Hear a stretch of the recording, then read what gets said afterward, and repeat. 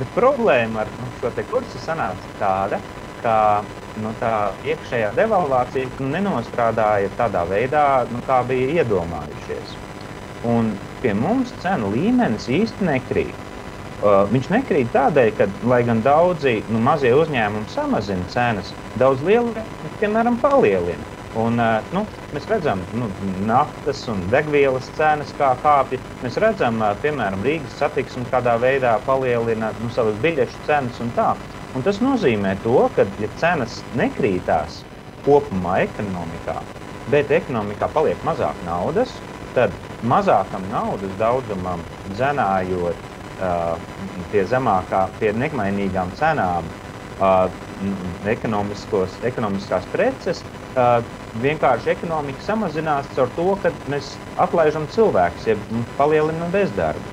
Un tā ir šīs ekonomiskās politikas praktiskais iznākums un problēma. Un tas ir iemesls, kādēļ mums tik strauji ir pieaudzis bezdarbs, kurš aug vēl ar vienu un kurš jau ir pārsniedzis ārkārtīgi lielu līmeni un ir lielākais Eiropas Savienībā un droši, ka būs viens no vislielākajiem pasaulē.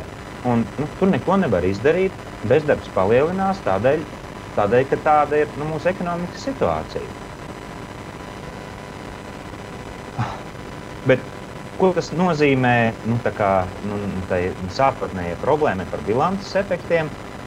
Sākumā mēs uztraucāmies, ka, ja mēs devalvētu latu, tad daudzas ģimenes bankrotētu tādēļ, ka viņas nespētu samaksāt šos te kredītus. Tā ir taisnība, bet problēma tagad ir, ka cilvēkiem palikušas ir mazākas algas, vai vispār ļoti daudz cilvēki ir palikuši bez darba, un mēs vienalga esam nonākuši atpakaļ pie tā paša. Tad mēs esam nonākuši situācijā, kurā mums atkal ir šis te bilanču efekts, jeb caur bezdarba radīta nespēja norēķināties. Tam visa rezultāts, protams, ir, kad ekonomikai sagrotot, mums viņi krītas ārkārtīgi lielā apmērā. Latvijas krīze, ko mēs pat labam piedzīvojam, ir neparasti liela. Pat labāk mūsu ekonomikas kritums ir otrais vislielākais, jebkad pēc ASV lielās depresijas, zināmajā pierakstītie ekonomikas vēsturē. Un visstraujākais, pat vēl daudz straujāks ekonomikas kritums nekā bija Amerikas Savienotajās valstīs lielās depresijas laikā. Visas citas krīzes, kas ir bijušas iepriekšējos gados, ir nesušas nesalīdzinām mazākus kritumus. Un tas liek aizdomāties par to, vai esošā politika, kuru mēs turpinām, ir prātīga, un vai mums vajadzētu turpināt tādā pašā veidā iet uz priekšu, ja redzams, ka mēs esam samērā klāji nesekmīgi. Un problēma ir, ka tas jau nav beidzies. Mums arī vēl nākošais gads būs jāsamazina budžets par 400 miljoniem lata, un mums būs vēl aiznākošais gads jāsamazina budžets vēl par 500 miljoniem lata. Un tās ir ļoti lielas summas. Citi saka, mums glābs eksports. Tas ir ļoti iespējams.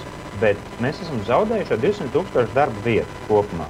Ja mēs gribētu tikai eksportējošos uzņēmumos viņus izvietot atpakaļ, tad mums vajadzētu 235 grindeksus pēc strādājošā skaita atjaunot, atlikt atpakaļ Latvijā. Es mēģināju uzkopēt 235 grindeksu bildes, bet tas aizņēma tik ilgu laiku, un viņi sāk pārklāties, kad es apstājos vienā brīdī. Bet uzkopēt bildes bija grūti. Radīt praktiskus uzņēmumus, tas nav viegli. Labi, citi saka, mums varbūt glābs ārvalstu investīcijas. Es piekrītu, ārvalstu investīcijas varētu mūs glābt, bet problēma ir šobrīd, kad ārvalstu investīcijas plūst projām no Latvijas, tādēļ, ka pie mums ekonomiskā situācija ir neveiksmīga, un cilvēki baidās šeit investēt.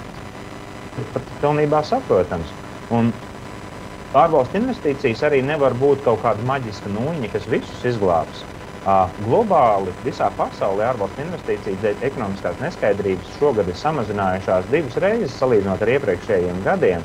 Un jebkurā gadījumā viņas parasti nodrošina tikai vidēji 10% no kopējām investīcijām. Mums nauda būs jāatrod pašiem. Labi, mēs varētu cerēt, ka mums varbūt izglābt tas, ka mēs dēļ eksporta pieaugs pārējā Eiropa un viss strauji attīstīsies. varbūt, bet gan šodienas konferencē bija runas par to, ka mums jābūt piesardzīgiem.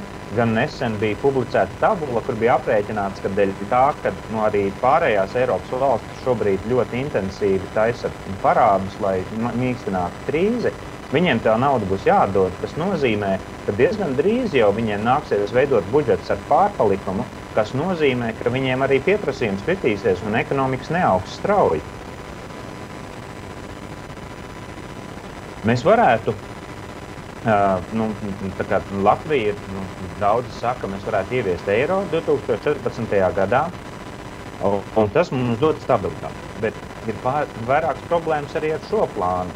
Viena problēma ir, mēs varētu ieviest eiro, bet, lai mēs to izdarītu, mums būs vēl ar vienu jāpalielina bezdarbs, jāsamazina budžeta izdevumi skolām un slimnīcām, jo valsts pārvaldē tieši no turienes nav ko ņemt.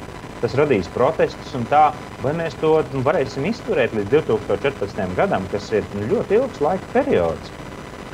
Un jebkurā gadījumā mēs būsim tikpat bagāti, vai sagaidot, vai nesagaidot. Un tas liek aizdomāties par to, vai tas tiešām ir prātīgākais ceļš, ko šobrīd darīt.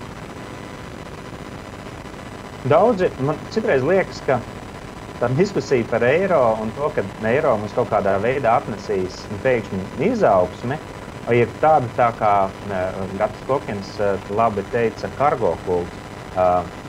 Otrā pasaules kara laikā Mikronēzijas salās izveidojās tāds kargo kults, kad vietēji iezemieši redzēja, kad lido lidmašīnas, un lidmašīnas met no gaisa pakas. Parasti tas notiek pēc tam, kad zaldāti aizmaršē uz kaut kādām noteiktām vietām.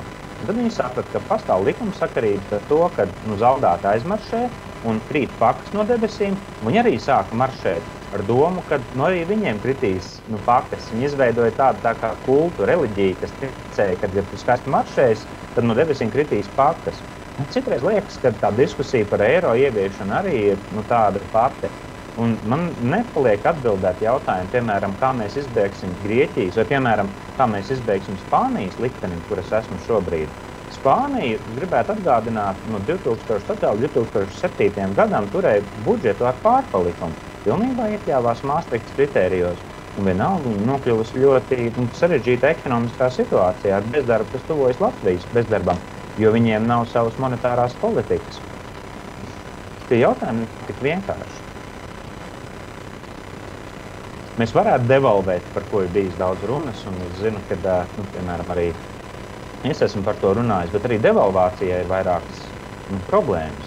Lai arī devalvācija nekavējoties dotu iespēju stimulēt ekonomiku un atļaut veikt ekonomikas stimulēšanas pasākums, apgrūtināt importu, atvieglot eksportu, nolikt savā vietā tur, kur jābūt valūtas kursu, bet devalvācijai būtu papildus problēma ar to, ka tikko kā mēs viņu veiktu, tā bankrotētu tūkstošiem mājsaimniecību un uzņēmumu ar kredītiem eiro, kuri jau tā ir cietuši tagad no tā, kad ir samazinājies valūtas kurs.